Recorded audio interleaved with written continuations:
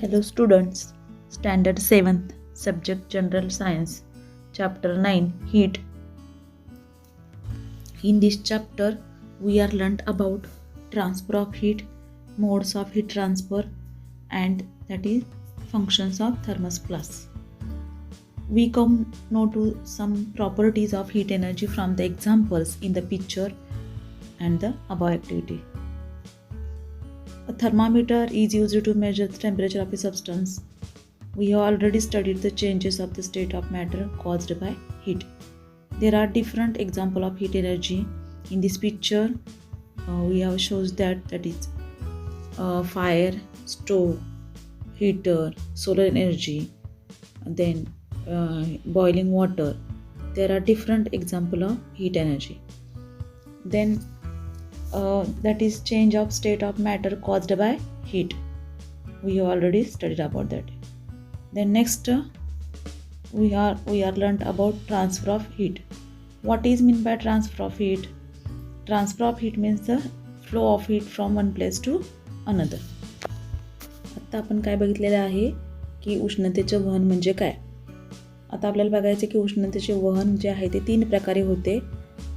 वहन, अभिसरण आणि प्रारण. म्हणजे काय? Conduction, convection and radiation. आपल्याला हे तिन्ही प्रकार जाणून घ्यायचे, त्याचे वेगवेगळे प्रकारचे एक्सपेरिमेंट आपल्याला बघायचे आहेत.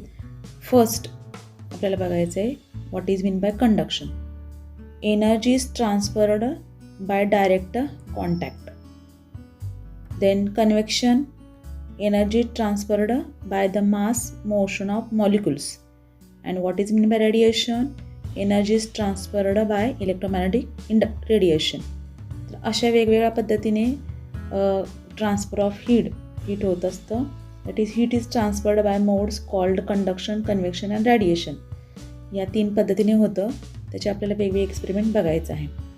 फर्स्ट आपल्याला बघायचं आहे कंडक्शन कशा पद्धतीने होतं. यासाठी साहित्य लागतं आहे. ॲपॅरेटस म्हणजे bars of stainless steel, aluminium and copper, candle, burner, pins etcetera. हे सगळं साहित्य लागते. आणि प्रोसिजर म्हणजे कृती काय करायचं याच्यामध्ये, आपण जे तीन रॉड घेतलेले आहेत म्हणजे कुठले कुठले stainless steel, copper and aluminium bars घ्यायचे. त्याची लांबी सगळ्यांची सेम घ्यायची, 30 सेंटीमीटर लॉंग घ्यायचं. शेप पण सगळ्यांचा सेम घ्यायचा. आणि त्याला काय करायचं आहे, apply wax spots with the help of candle at a distance of 2 cm from each other on all the 3 bars. हे जे 3 बार घेतले त्याला प्रत्येकाला 2 सेंटीमीटर अंतराने आपण मेणाच्या सहाय्याने काय करायचे, त्याला त्याच्यामध्ये आपण टाचण्या चिकटवायच्या. आता काय करायचे आपण बघा, that is now insert the ends of all 3 bars into a flame at the same time. Observe for a while. एका बाजूने काय करायचं, आपण बर्नरच्या सहाय्याने त्या तिन्ही रॉडला काय करायचं, आपण हीट द्यायचे आणि थोड्या वेळ ऑब्झर्व करायचे. What do you see? तुम्हाला काय दिसतं? From which bar do the pin start falling first? Why? कुठल्या बारमधल्या पिना पहिल्या पडणार? आपण 3 रॉड घेतलेल्या याच्यामध्ये कुठल्या बारमधल्या ज्या टाचण्या आपण घेतलेल्या आहेत त्या पहिल्यांदा कुठल्या बारमधल्या पडणार हे आपण ऑब्झर्व करायचे. तर pins fall starting from the end near the burner. म्हणजे ज्या जवळ बर्नरच्या जवळ जे बारमध्ये ज्या टाचण्या होत्या त्या पहिल्यांदा पडणार. It means that transfer of heat takes place from the hot end of the bar to the cold end. This transfer of heat from the hot part of an object to the cold part is called conduction of heat. म्हणजे लक्षात घ्या की आपण एका बाजूला उष्णता दिली आणि थोडे अंतरावर आपण टाचण्या टोचवलेल्या आहेत. मात्र काय झालं, एका टोकाकडनं दुसरीकडे उष्णतेचं वहन झालं. त्यामुळे ज्या बारच्या जवळ ज्या टाचण्या होत्या त्या पहिल्यांदा पडल्या. याच्यावरनं काय समजतं की उष्णतेचं वहन कसं होतं, नेहमी गरम भागाकडनं थंड भागाकडे उष्णतेचं वहन झालेलं आहे. त्यामुळं काय झालेलं आहे, टाचण्या पडत गेलेल्या आहेत हळूहळू. The pins on the copper bar start falling first. The pins on the steel bar fall comparatively late. Heat is conducted quickly through copper. Conduction of heat through a substance depends on the property of that substance. आता ह्याच्यावरून समजले की उष्णतेचं वहन कसं होतं. त्याचबरोबर उष्णतेचं वहन कोणत्या पदार्थामध्ये लवकर होतं. तरी समजलं असेल की पहिल्यांदा कुठल्या रॉडवरच्या टाचण्या पहिल्यांदा पडल्या, तर तांब्याचा जो रॉड असता कॉपरचा, त्या कॉपर बारच्या पहिल्यांदा टाचण्या पडल्या आणि नंतर मग स्टील रॉडच्या पडलेल्या, लक्षात घ्या. याच्यावरनं काय समजतं की conduction of heat substance through a substance depends on the property of that substance. म्हणजे ह्याच्यामध्ये समजतं की कुठल्या पदार्थावर लवकर हीट होते हे समजतं, हे लक्षात घ्यायचं आहे. याच्यावरनं काय समजतं की conduction of heat takes place through a solid substance shows that a medium is required for the conduction of heat. म्हणजे काय तर उष्णतेचं वहन हे आहे नेहमी स्थायू पदार्थामध्ये होतं शक्यतो, आणि त्यासाठी माध्यमाची आवश्यकता असते. ते आपण माध्यम जे वापरलेले याच्यामध्ये सॉलिड पदार्थ आपण याच्यामध्ये वापरले होते, जे बार वापरले होते त्याच्यावर माध्यम वापरल्यामुळे उष्णतेचं वहन कसं झालं हे आपण या एक्सपेरिमेंटवरनं तुम्हाला लक्षात आलं असेल. नेक्स्ट आपल्याला बघायचे convection. Convection can occur in liquid and gases substances. Convection needs a medium. जसं आपण वहनमध्ये काय बघितले की वहन होण्यासाठी स्थायू पदार्थाची आवश्यकता असते, आणि त्यासाठी आपण बघायचं आता अभिसरणमध्ये द्रव किंवा वायू पदार्थावर होत असतं, आणि त्यासाठी देखील माध्यमाची आवश्यकता असते. आता त्यासाठी आपण माध्यम म्हणजे आपल्याला माहीत असलेलं लिक्विड, म्हणजे फॉर एक्झाम्पल आपण इथं वॉटर घेऊयात, आणि वॉटरला हीट दिल्यानंतर ना ते कसं गरम होतं, म्हणजे कशा पद्धतीने वॉटर पूर्णपणे त्याच्यामध्ये बॉइलिंग कशा पद्धतीने होतं हे आपण या एक्सपेरिमेंटवर लक्षात घ्यायचं आहे. How does the transfer of heat take place through a liquid? Apparatus, beaker, potassium permanganate crystals, burner, water etcetera. Procedure: take some water in a beaker, heat the beaker slowly on a gas burner, drop a few crystals of potassium permanganate into the water. Now wash the water in the beaker carefully. What do you see? म्हणजे काय घ्यायचं, एका बीकरमध्ये आपण एक पाणी घ्यायचं आहे थोडंसं, आणि त्या बीकरला काय करायचं, आपण उष्णता द्यायची, आणि थोडंसं त्या पाण्यामध्ये पोटॅशियम परमॅंगनेट टाकायचं.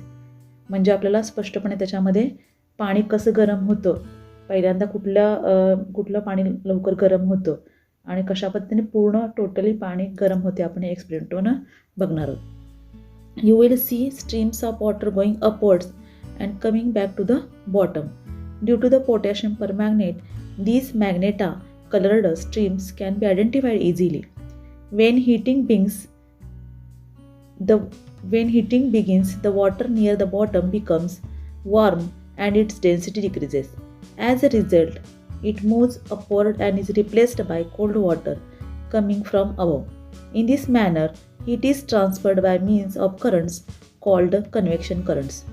This process is called convection of heat. म्हणजेच अभिसरण कसं होतं हे या प्रयोगावरून आपल्याला लक्षात आलं असेल. नेक्स्ट बघायचं आहे रेडिएशन. आता रेडिएशन म्हणजे काय, त्याला म्हणतो आपण प्रारण. उष्णतेचं प्रारण कसं होतं. आता त्यासाठी आपल्याला माहीत असेल की आपण आता थंडीच्या दिवसामध्ये आपण शेकोटी वगैरे पेटवतो, आणि त्यावेळेस आपल्याला ओबी मिळावी म्हणून आपण काय करतो, शेकोटीच्या जवळ थांबतो. पण आपण समजा शेकोटीच्या जवळ आपण थांबून हात जर आपले ठेवले तर आपल्याला काय होते, लांब जरी थांबलो तर आपल्याला त्याची गरम हवा लागते. म्हणजे तरीसुद्धा लांब असूनसुद्धा आपल्याला त्याची उष्णता लागते. याचा अर्थ बघा की याच्यामध्ये कुठलंही माध्यम न वापरता आपल्याला त्याची हीट जाणवते. ह्यालाच म्हणायचं रेडिएशन. मग त्यासाठी इथं तुम्हाला चित्र दिसत आहे, म्हणजे शेकोटीवरनं कशा पद्धतीने रेडिएशन कसं होतं हे लक्षात आलं असेल. त्याचबरोबर आपल्याला माहिती आहे की सूर्य आपल्यापासून किती दूर आहे, तरीसुद्धा सूर्याची उष्णता आपल्या पृथ्वीपर्यंत पोहोचते. म्हणजे लक्षात घ्या, the sun is millions of kilometres away from us. There is no air between the sun and earth's atmosphere is only a thin layer of air close to the earth. Then, how does the heat of the sun reach us? This heat is transferred in the absence of any medium.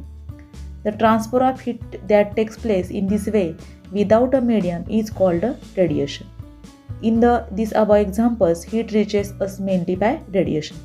म्हणजे ह्याच्या तुम्हाला उदाहरण लक्षात आलं असेल की कशा पद्धतीने हीट आपल्यापर्यंत पोहोचते, म्हणजे हे लक्षात आलं असेल तुम्हाला. Some substances are good conductors of heat, while some are bad conductors of heat.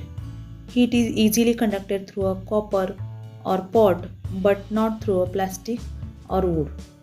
म्हणजे बघा, काही पदार्थामध्ये उष्णतेचं वहन होतं, आणि काही पदार्थांत उष्णतेचं वहन होत नाही.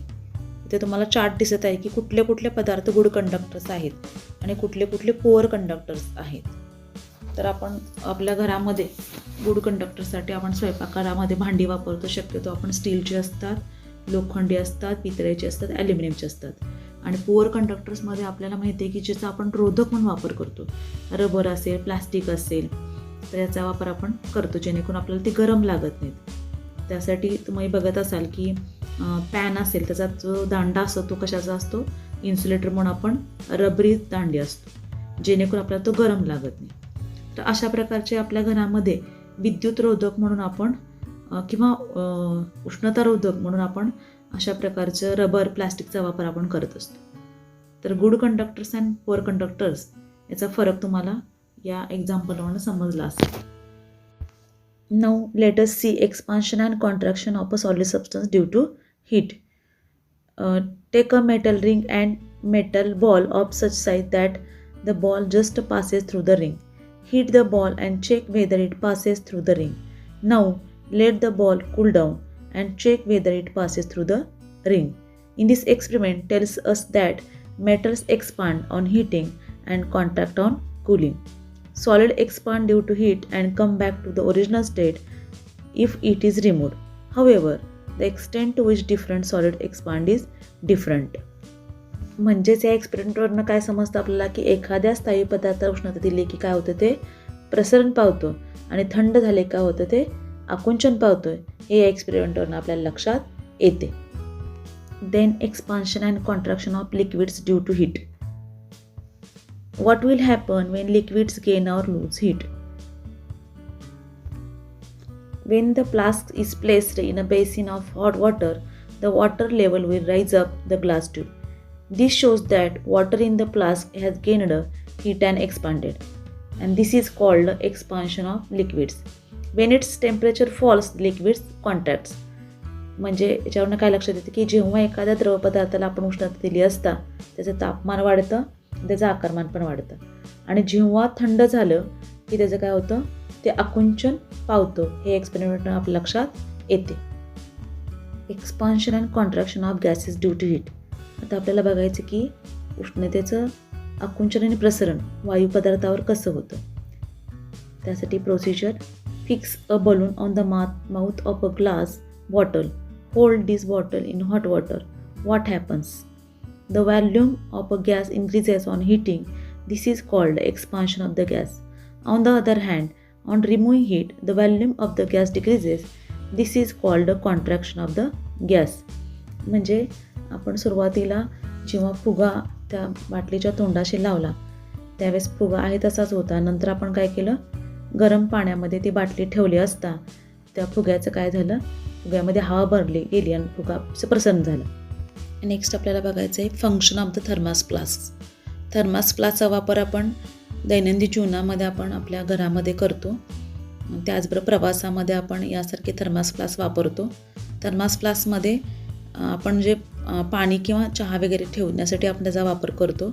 आहे त्या स्थितीमध्ये गरम किंवा गार पदार्थ राहण्यासाठी याचा वापर होतो. When a hot substance is placed in a thermos flask, the heat going out gets reflected due to the shining surface of the inner tube. Hence, heat is not radiated. Neither conduction nor convection of the heat occurs because of the vacuum. As a result, heat is not transferred to the outer cooler region and is retained inside for a long time. Still, a little heat is lost from around the lid and by small amount of conduction through the glass. Therefore, hot substance does not remain as hot after 2 or 3 hours. अशा पद्धतीने thermos flask तुम्हाला चित्र दिसत आहे. Thermos फ्लास्कमध्ये कशा पद्धतीने त्याची रचना असते, काय काय त्याच्यामध्ये बसवलेलं असतं हे तुम्हाला या पिक्चरवरनं लक्षात येईल.